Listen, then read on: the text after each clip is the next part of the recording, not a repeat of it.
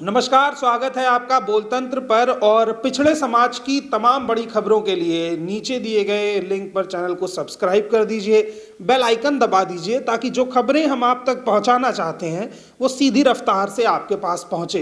लेकिन आज की बड़ी खबर है अनुप्रिया पटेल का धर्म संकट। धर्म संकट इस बात का कि अगर बीजेपी का दामन छोड़ा जाए तो अखिलेश के क्लासरूम में कैसे एंट्री ली जाए, क्योंकि अगर भारतीय जनता पार्टी अपने पॉलिटिकल स्कूल की क्लास से अनुप्रिया पटेल को बाहर निकालती है तो अखिलेश का कहना है कि उनका क्लासरूम फुल हो चुका है। सवाल यह है कि अखिलेश यादव ने सीधे तौर पर यह बात स्पष्ट की कि अनुप्रिया पटेल की मां हमारे साथ हैं और मां हमारे साथ हैं तो समाज का वोट हमारे साथ है। और फिर अनुप्रिया के सवाल पर अखिलेश यादव ने बड़े स्पष्ट तरीके से जवाब दिया कि कमरे में सीटें फुल हो चुकी हैं, क्लासरूम फुल हो चुका है, अब किसी और की जगह नहीं बची है। लगभग सीटें फुल। हाँ, अगर कोई इस्तीफा देकर के आएगा कहीं दिल्ली सरकार से तो विचार कर सकते हैं, उसमें क्या है। नहीं, वो तो फिर उन्हें दिल्ली से इस्तीफा देना पड़ेगा।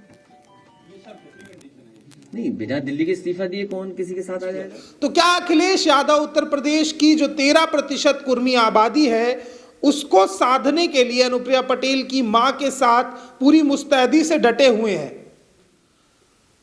अब अगर अखिलेश यादव अनुप्रिया के बिना इस प्रदेश में अपनी सरकार बनाने को तैयार हैं और भारतीय जनता पार्टी अनुप्रिया पटेल को छोड़ने के लिए तैयार है तो अब किस तरफ जाया जाए, ये सवाल खड़ा हो चुका है। क्योंकि एक तरफ कुआं है तो दूसरी तरफ खाई है।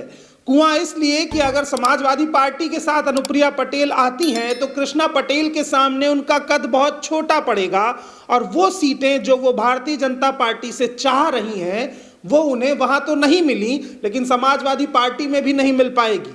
समाजवादी पार्टी ने जौनपुर के कार्यक्रम के बाद ये बात एकदम साफ कर दी है कि उनकी नजर में पटेलों की सर्वश्रेष्ठ नेता कृष्णा पटेल ही हैं। अखिलेश ने जब उन्हें माताजी कहकर संबोधित किया और जिस तरीके से अखिलेश रात में अकेले सिर्फ कृष्णा पटेल के साथ मंच पर आए हैं, मेरे इस तरफ आप तस्वीरें देखिए अखिलेश की बस से, जैसे वो साथ में कृष्णा पटेल के निकले हैं। उसके बाद जिस तरीके से वो बाहर आके उन्होंने हाथ पकड़ के माताजी को आगे की तरफ आने को कहा है और मन से कहा है कि वो पटेलों की नेता है, तो कहीं ना कहीं उस पूरे पूर्वांचल के क्षेत्र में और इधर जौनपुर, बांदा, इस तरफ के सभी क्षेत्रों में जिस तरह से अब पूरे इस कुर्मी आबादी की नेता के तौर पर अखिलेश यादव के साथ कृष्णा पटेल उभर रही हैं, उसी तरह दूसरी तरफ भारतीय जनता पार्टी अनुप्रिया पटेल से ये सवाल बार बार कर रही है कि हमारे साथ आपका गठबंधन इस प्रदेश में एक निश्चित वोट बैंक के लिए था जो कि आपसे टूट चुका है। तो अब स्थिति यह है कि अनुप्रिया पटेल अगर भाजपा के साथ रहें भी तो छोटे स्तर पर रहना पड़ेगा और भाजपा को छोड़ें भी तो नया हाथ थामने किसके लिए तैयार होंगी, ये सवाल अभी खड़ा है। बहुत सारे राजनीतिक समीकरण बन रहे हैं, राजनीतिक दिग्गज अनुमान लगा रहे हैं कि बसपा के साथ भी जा सकती हैं। कुछ राजनीतिक दिग्गजों का अनुमान है कि कोई तीसरा मोर्चा भी बन सकता है। लेकिन पिछले 2 साल में अनुप्रिया पटेल का जो प्रभाव था वो धीरे धीरे कम हुआ है। इसकी बड़ी वजह यह है कि जब से कृष्णा पटेल ने यह सीधा आरोप लगाया है कि उनके पति से उनको जान का खतरा है। जी हाँ, अनुप्रिया पटेल के पति आशीष पटेल जो कि एमएलसी हैं, उनसे कृष्णा पटेल को जान का खतरा है और कृष्णा पटेल की संपत्ति पे उनकी नजर है। ऐसा तमाम अखबारों और बड़ी रिपोर्ट्स में भी दिखाया गया।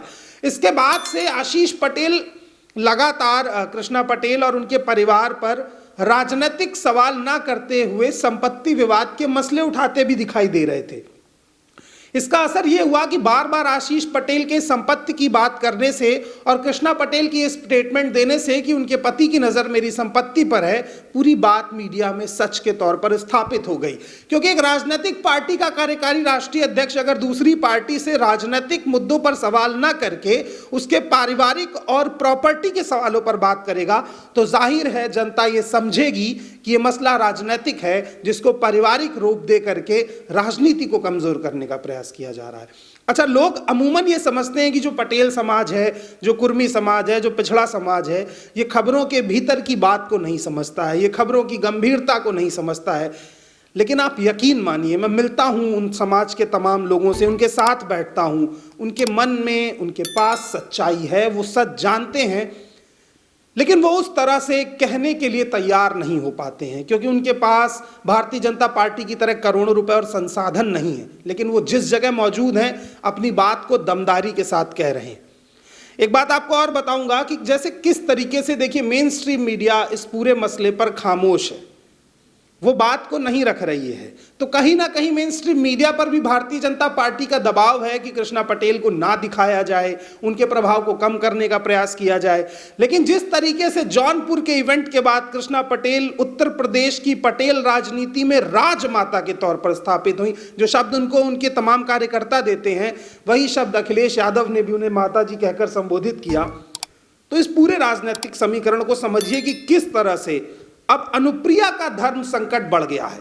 धर्म संकट इसलिए भी बढ़ गया है कि अगर भाजपा छोड़े तो अखिलेश का क्लासरूम फुल है, और अगर भाजपा ना छोड़े तो भाजपा में रहते हुए उनका वोट बैंक तो टूट ही गया है। तो आखिर किसके भरोसे पर लड़ेंगी अनुप्रिया चुनाव? अनुप्रिया पटेल को अपना दल एस को जिताने के लिए किसका हाथ थामना होगा?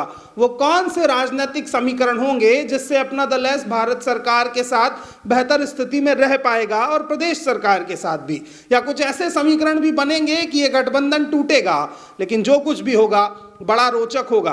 पिछड़े समाज की तमाम अन्य बड़ी खबरों के लिए हमारे साथ बने रहिए, चैनल को सब्सक्राइब कीजिए, बेल आइकन दबाइए और अपने समाज के हर उस व्यक्ति तक इस खबर को पहुंचाइए, क्योंकि ये बात आप भी जानते हैं कि मेन स्ट्रीम मीडिया पिछड़े, शोषित, वंचित तबके की लड़ाई नहीं लड़ता है। Mainstream media Kurmi, Kachhi, Kahar, Lodhi, Kayastha, इन तमाम जातियों के लिए उतना सजग नहीं है। इसमें भी सवर्णों का वर्चस्व है। हमें ये बात समझनी होगी कि लड़ाई सिर्फ राजनीतिक नहीं, सामाजिक भी है, और उन मुद्दों के साथ हमें खड़ा होना होगा। तो बाकी अपडेट्स के लिए हमारे साथ बने रहिए। धन्यवाद।